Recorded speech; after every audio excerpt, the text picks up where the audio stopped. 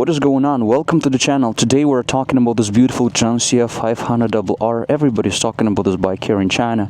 Dudes, before we start riding the bike, I'll talk about specifications. So we have inline 4-cylinder engine, 84 horsepower and 46 newton-meters of torque. Obviously it's liquid cooled.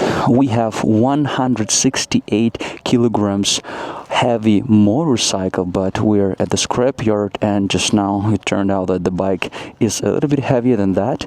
Dudes, initially I thought that this is an aluminum frame, but this is steel frame, and we have an aluminum subframe.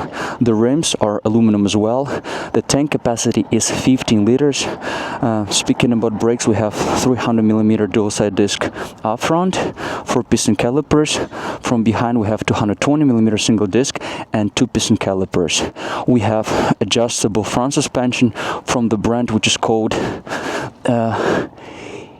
Edan. I don't really know about this brand, dude.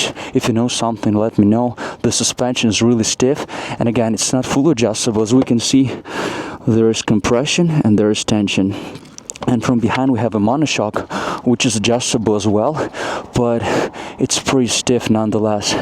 Yeah guys, this machine is pretty cool. We have all the imaginable levels of adjustability, traction control, ABS. You can turn everything on and off. We have 3 power modes, but given that we don't have ride-by-wire, as I like to say, the power modes are redundant.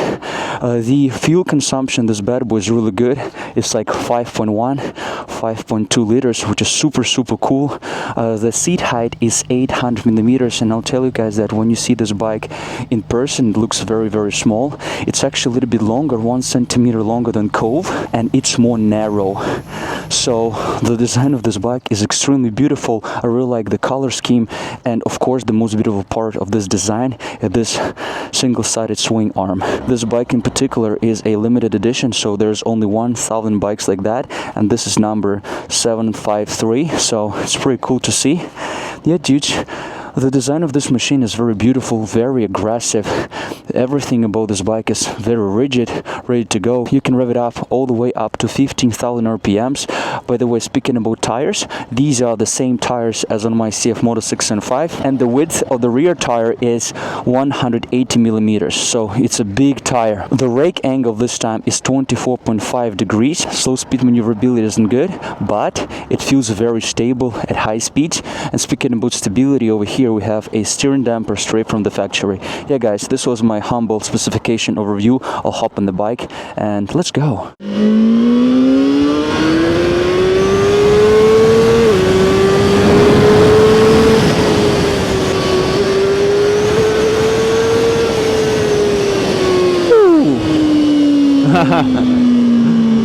Yeah, the bike just pushes you so freaking hard. If you ride this Jiangxia 500, you want to go fast, dudes. The only problem is that once you go really fast, all those parts, which are a little loose, make some noise, like buzzing, psss, you know? So the bike has some vibrations. The build quality isn't as good. As I ride this bike in the city, I would say that actually it's more pleasant to ride. It's less aggressive. My wrists, my back don't feel tired at all. So not only this bike feels better for a track, just because of this incredible adjustability, but it will be also more comfortable for a city. Again, it's smaller than 675, so in this regard, it will be less comfortable. But if we're talking about just pure aggression and ergonomics, this bike would be way more suitable, way more comfortable to ride. But there are a few caveats, there are a few problems with the bike. The first one is this excessive vibration. As I've said before, the build quality isn't as great.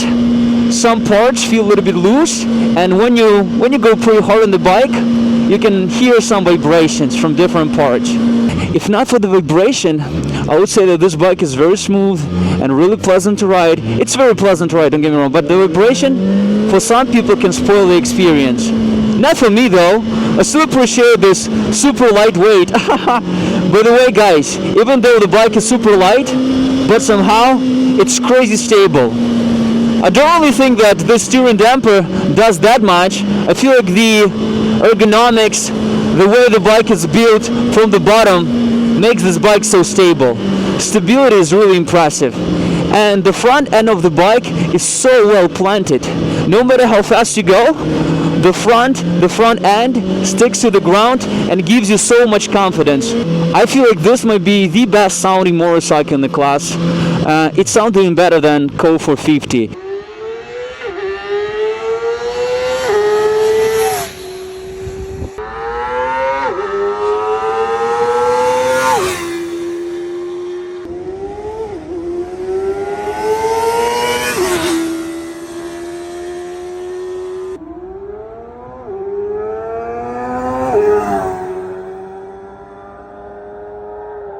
Once you run over a bump on this bike, you understand how stiff the bike is. The suspension is way more aggressive than on 675. Again, it's adjustable, but it's inherently more aggressive than on other bikes on road. So it's track oriented. You would feel all those bumps in your butt and in your wrists. And brakes are pretty good nonetheless.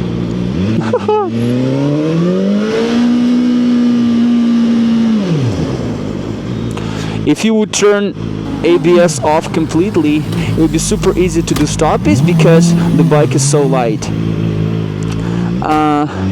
But when you do that, Jiangxia gives you a little notification on the dash.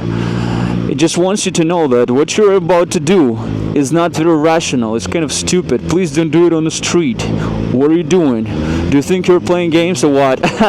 So it's really fun to see that Jiangxia tries to take care of its customers. Like, yeah, dude, we need you to buy the bikes. Stay alive. Don't do stupid shit. Yeah, actually, guys, slow speed maneuverability somehow is not as impressive as I would expect. Yeah, the only thing I don't like is the throttle response. It's actually pretty smooth and nice, but when you decelerate, the engine braking feels a little bit inconsistent and at times unpredictable, so you don't really know what to expect ahead of time. Yeah, dudes, I'm telling you, this bike would be such a beautiful machine for a track. Like, it's already track ready. You don't have to change anything. It's super light, super flickable and agile.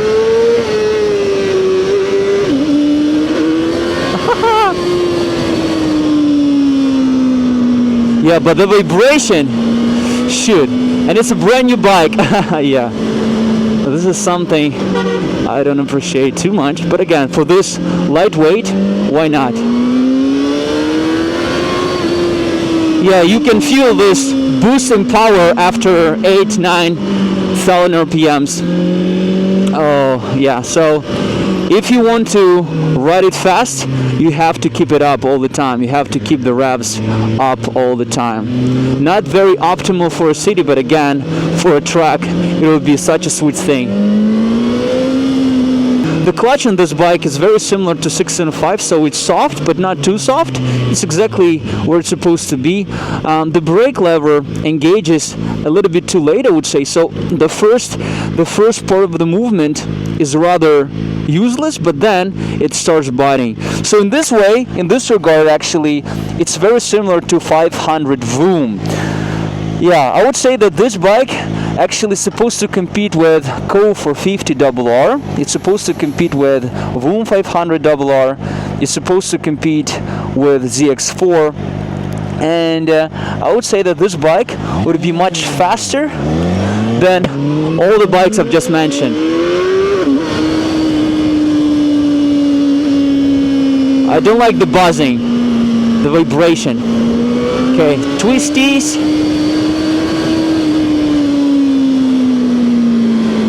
Oh shoot, what the f was that?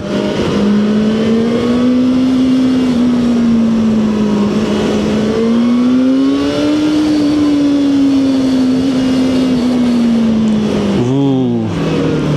Yeah, my favorite part about this bike so far is probably how well planted it is. It sticks to the ground so well, which is crazy given the lightweight of the bike. Alright guys, we have full gas tank, you know the place, Jiangxia 500 RR. The carb weight's supposed to be 168. We're about to find out. Ready? Boom. Okay, let's go.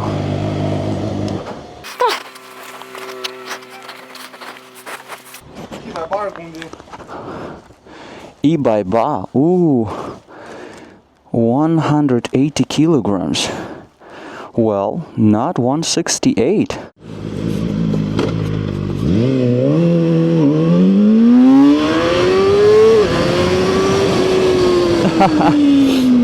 Yeah, guys, so the weight of the bike is 180 kilograms.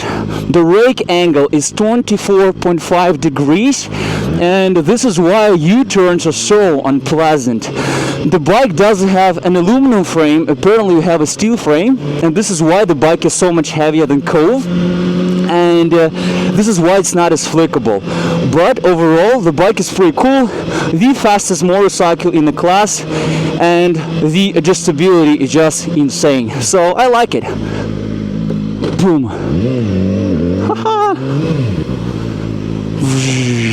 But U-turns are freaking horrible. Horrible. We did a wheelie. Yeah, power wheelies. We can do power wheelies, by the way. The bike is so light and powerful. Alright guys, Dragy is on. First time, we'll just take it easy, okay? We're not gonna go fast, we're just see how it feels, see how it goes. Okay, ready?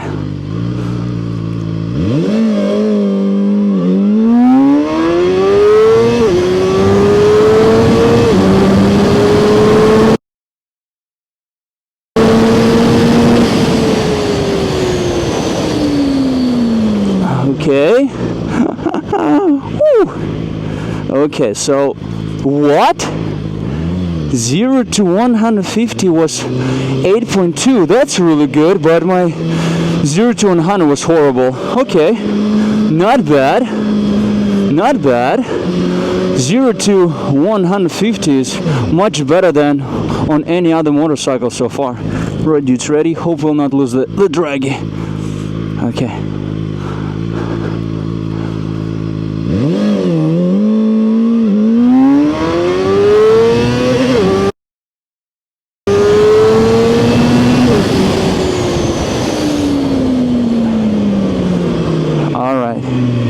Yeah, 4.4.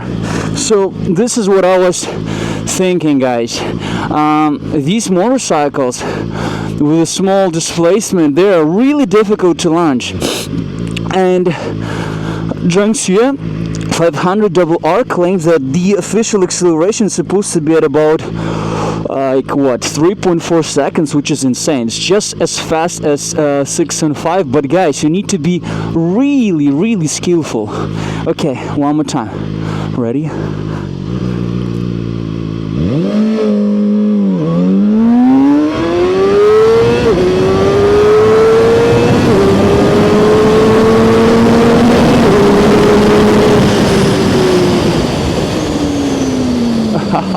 Ooh, the brakes are good. 8 seconds. 8 seconds. Okay, 4.3. We're getting faster. Again, dude, the clutch on the bike, like that is by far the most fragile thing, so we need to be very careful. You don't want to slip the clutch. Okay, one more time, dude. Ready? Dragy is on. Whew. Okay, ready? Let's try to rev it up more.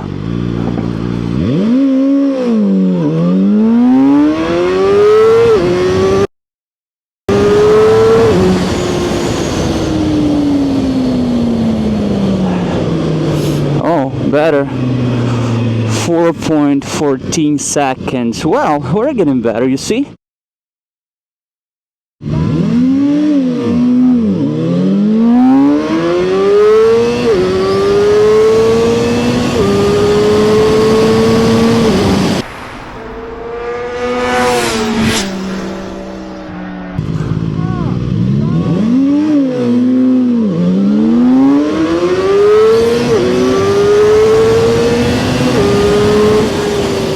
just now, John CF 500RR was racing 675, and we won every single time. For me, 675 is way easier to launch.